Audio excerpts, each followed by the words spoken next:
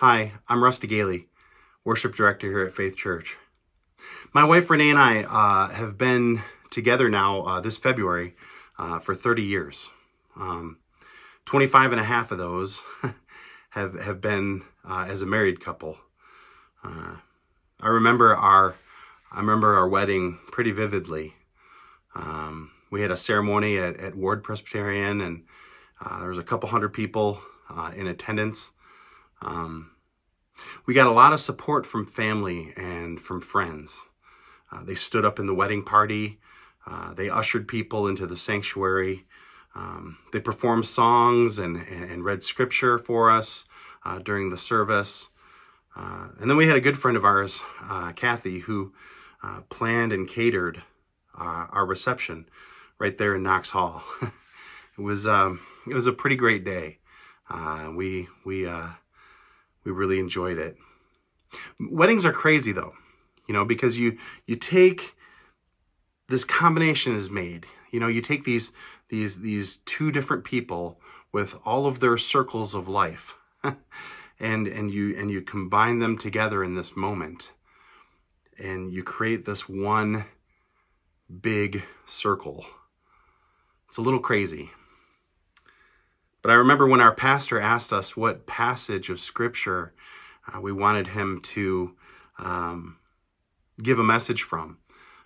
We said Luke chapter 5, verses 33 to 39. And he said, why do you want me to preach a passage about fasting at your wedding? And we said, well, we're interested in the metaphor of new wine being put into new wineskins.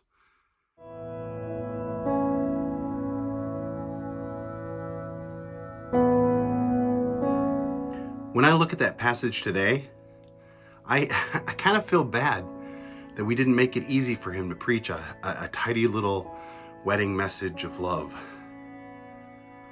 The passage reads like this. One day, some people said to Jesus, "John the Baptist's disciples fast and pray regularly, and so do the disciples of the Pharisees. Why are your disciples always eating and drinking?" Jesus responded, "Do wedding guests fast while celebrating with the groom? Of course not. But someday the groom will be taken away from them, and then they will fast." Then Jesus gave them this illustration. No one tears a piece of cloth from a new garment and uses it to patch an old garment. For then the new garment will be ruined, and the new patch wouldn't even match the old garment. And no one puts new wine into old wineskins, for the new wine would burst the wineskins, spilling the wine and ruining the skins. New wine must be stored in new wineskins. No one who drinks the old wine seems to want the new wine. The old is just fine, they say. Oh, yep, that's a weird one for the old wedding day.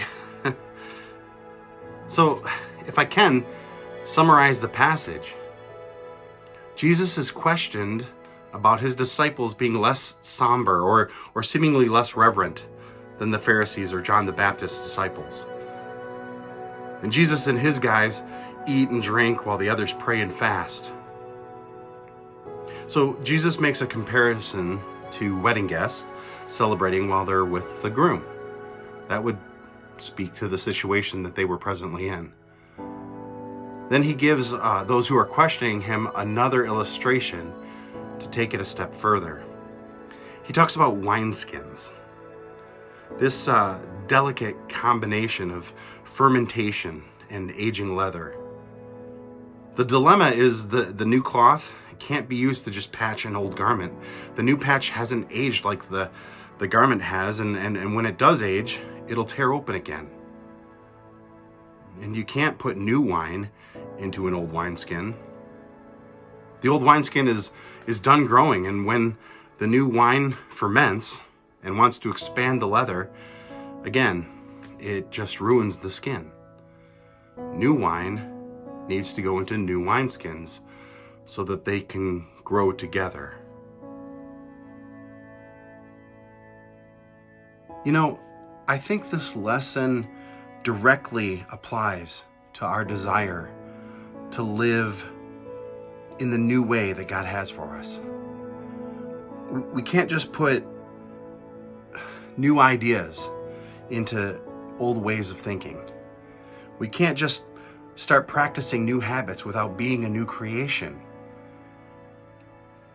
To live this new way that God has for us, we need to embrace the idea that while the old wine might seem just fine, the new wine that God has for us, the new way of living, well, that takes time and space to grow and to mature.